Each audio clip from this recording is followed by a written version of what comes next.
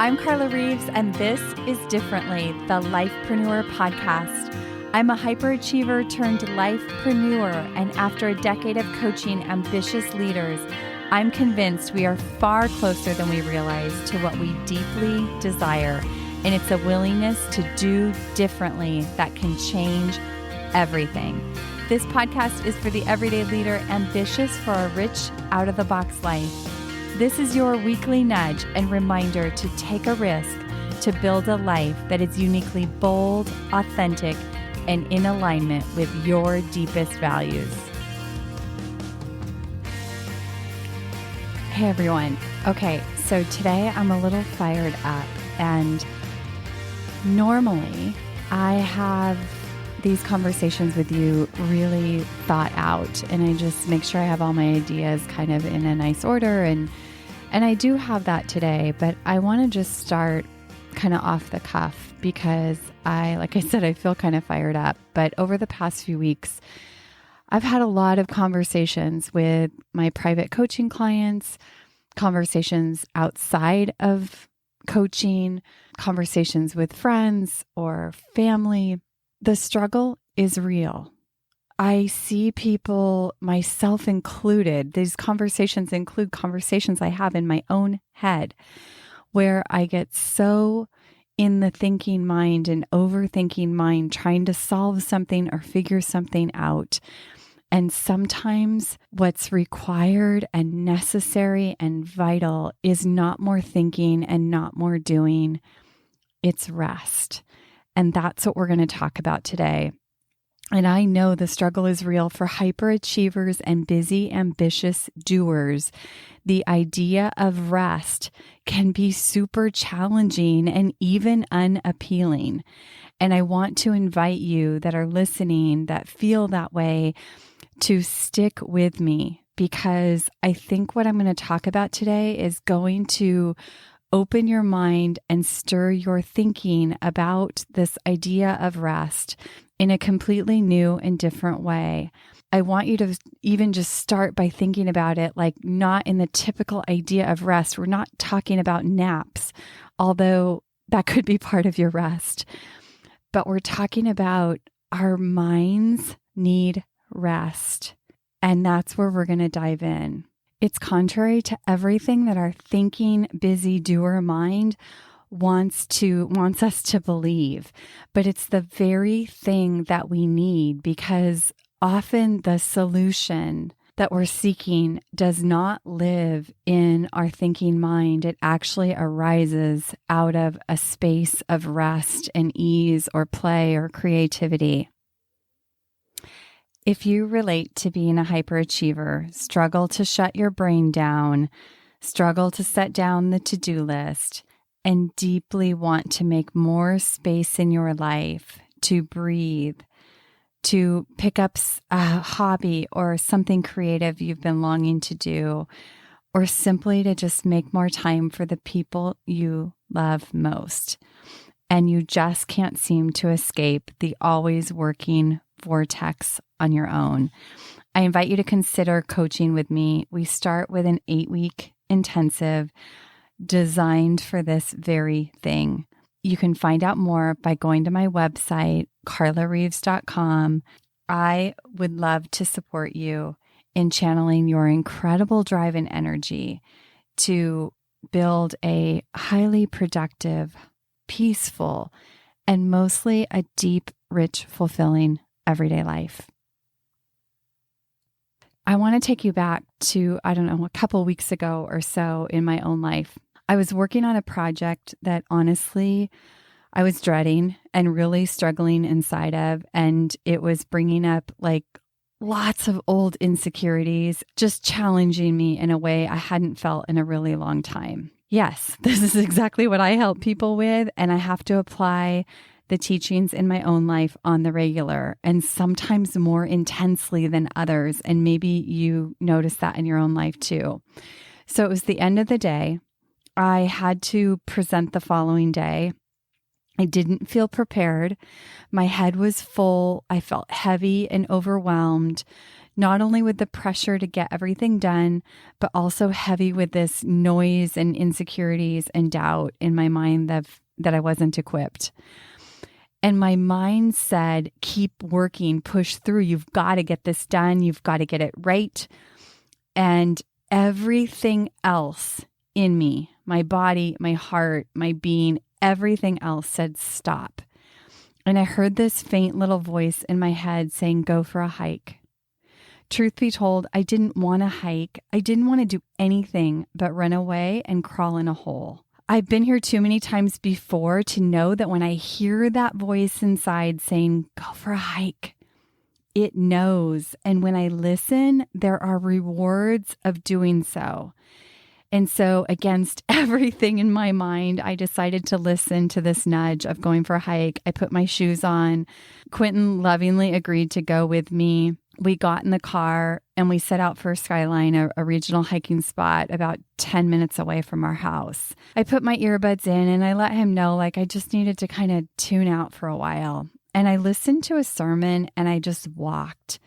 And I just felt nature kind of hug me. It all just took me out of the thinking rut I had been in and put me in a completely different environment and a completely different state of mind. Being in nature has always helped me like this. It always helps me calm and change my frame of mind. But sometimes I'm kind of that ambitious achiever part of me is kind of unwilling to go there, even though I know it's good for me. So I think it was about an hour there and back, hiking and drive time included. And we pulled into the driveway of the house and I felt like a completely different person. I felt calm. I felt grounded. I felt clear-minded and focused and ready to get back into my project and bring a completely different kind of energy to the project, the kind that I'm committed to bringing, and prepare myself so that I can show up with confidence the following day. And the amount of time that it took to get prepared, I guess, would have been like a third of what it would have taken if I tried to push through all the pressure and stress and anxiety had I not gone for a hike. And I have to believe that the end product was far better. This all got me thinking about this power of stopping, this power of rest, this need and quench deep thirst for the mind to rest, to listen more inside, contrary to this overachieving mind and culture and that we find ourselves in. If my mind could have had its way, it would want to be productive 24 hours a day. I'm not kidding you. Anybody relate? And while the idea of rest sounded amazing, and does sound amazing, I want you to know that there's still part of me that struggles. It struggles to slow down and it freaks out at the absence of doing. Okay, so let's challenge some of the lies that our mind might have. Rest doesn't have to mean shutting down and doing nothing, although there might be seasons or moments or times that your life requires that. Rest isn't a punishment like when you were a kid and had to take a nap. In fact, I want you to start to think about it's quite contrary. It's a gift. Rest doesn't have to mean you're lazy. I have had many clients over the years that worry that if they start to rest, that they're going to become lazy. And what I always tell them is that they couldn't become lazy if they tried. It's just not in their fiber to become lazy. Taking time to rest isn't going to make you lazy. In fact, I think it's actually going to add more vitality, more energy, more presence, more creativity, and on and on and on. And contrary to what the brain wants us to think, is rest and relaxation, like I said, doesn't mean less productivity. It's actually quite opposite. There was a time where I intentionally took a weekend to really incorporate rest and kind of just follow my energy through the weekend. No agenda, no big to-do list. And at the end of that weekend, I had such a great weekend. I really just felt like I was in that ease and flow and kind of floating through my day. And not that I was sitting on the couch doing nothing, I wasn't, but I was just following my energy, and there was so much ease around everything. And at the end of the weekend, I made a list of what I actually got done. It was huge, you guys. The list was huge. I was blown away at what got done in a space of just kind of a rest, relaxation kind of vibe. I want you also to be thinking about that there are seasons of life and days and moments of rest. So there's all these different kind of types of rest and places for rest. There might be a general season in your life that requires more or less. But there's still always a need to tune into the days and moments and be paying attention to that. So I want to ask you, like, what season are you in, do you think? Is it a growing season? Is it a resting season? Is it a producing season or a restoring season? I read this in a book. There's a book called The Rest of God. My dear sister went through a period of her time where this book landed in her life and had a huge impact. And I hope to have her on the podcast at some point to share this with you because it was really profound. But in that book, and then I read the book after, and it had a deep impact on my life too. And in there, it talks about how rest is radical. And this Danish theologian and philosopher said, if I were allowed to prescribe just one remedy for all the ills of the modern world, I would prescribe silence. He said that because of the noise saturating us, even if the word of God came to us, we wouldn't be able to hear it. We can't drop our jobs and move away from our family and friends, but we can inject pockets of rest to pull away from daily routine. For people who are close in my life, they know that God and prayer and reflection are all play a huge role in my life. And nurturing this part of my life requires rest, requires stillness from work, and rest from busyness, rest from activity, rest from people, rest from productivity. And I'm a student of this. It's a practice for sure. When it comes to rest, this book that I mentioned, he talks about these students of Sabbath that have long noted and studied that the commandment in the Bible of honor the Sabbath implicitly forbids creating. It says God created for 6 days, but on the seventh he rested. So too we can create like mad all the other days of the week. We're making things, we're cooking muffins, creating products, creating new offerings, serving clients. But the seventh day is when we step back and we need to be recreated after all the creating, because creating can tap us out. They talk about rest as a time of recreation, and they pose this question in the book, which I loved. And the question is, when considering rest in your own life, you want to ask yourself, is this something I create or something that recreates me? And therein your answer will lie. What should I do? What should I do? And the answer is if you're looking for rest, you want to look for something that, not that you create, but that recreates you. That's rest. So are you getting some ideas about what rest could mean for you? And remember, when you're considering rest for your life, ask yourself, is this something I create or something that recreates me? And look for things that recreate you, that re-energize you, that restore you, that revitalize you.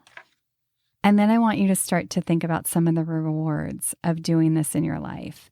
I know for me, initially, I had to really just commit to doing it because, like I told you, my hyperachiever brain doesn't want to do it. But I knew there were rewards, and I was committed to taking the action to really reap those rewards. And some of those rewards are just a clear mind, being more present.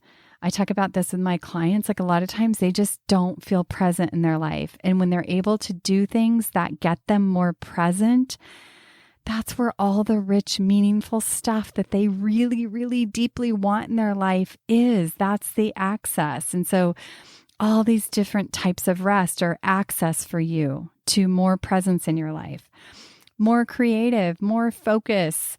I feel more productive after I have moments of rest and play or restoration. I get more done in less time. There's like a greater sense of quality instead of this focus on quantity and this constant doing busyness. Then the other rewards are just this presence. It's like you can like actually stop and pause. It actually slows time down.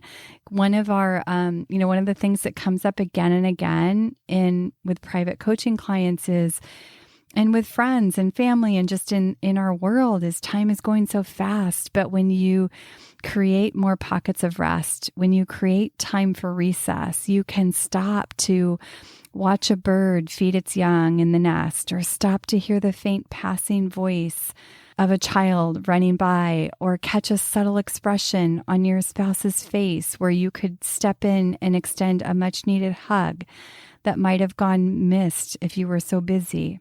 The someday illusion is a lie that we have to work harder to get somewhere and then enjoy life. It's a lie.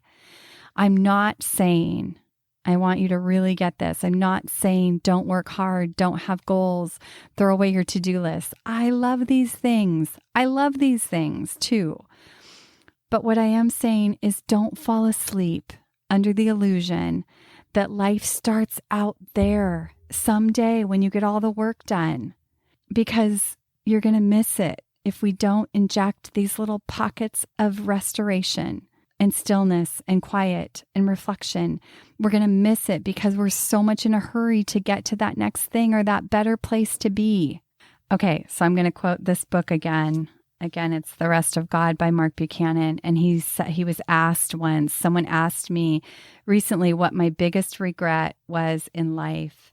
And he said, being in a hurry, getting to the next thing without fully entertaining the thing in front of me. I cannot think of a single advantage I've ever gained from being in a hurry, but 1,000 broken and missed things, tens of thousands lie in the wake of all that rushing.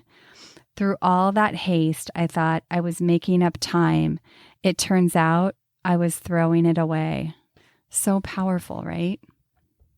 In the spirit of summer, I want to invite you to create more pockets of rest. I want you to just experiment. I love to have my clients experiment for a week or two with something and just see what happens and reflect and refine it as you go, and really like experiment with this, but pay attention to the impact that a few more pockets of rest, some kind of rest. You get to pick what kind it is, but pay attention to the impact it has on your mood, on your energy, on your body, on your sense of aliveness, on your connections with other people, on your productivity. And I'm going to end with another quote from the book. It says, in a culture where busyness is a fetish and stillness is laziness, rest is sloth. But without rest, we miss the rest of God, the rest He invites us to enter more fully so that we might know Him more deeply. Some knowing is never pursued, only received, and for that you need to be still. Rest is both a time on the calendar and a disposition of the heart. Here's to a summer of creating more pockets of rest. I dare you, and I can't wait to hear all about it. Hey, I'm popping in to let you know that we have some exciting news. We have merch, t-shirts, hoodies, mugs, and more. You can now support the show by shopping the merch, gear for the everyday life innovator. Check out the Lifepreneur shop. Link will be in the show notes. Enjoy.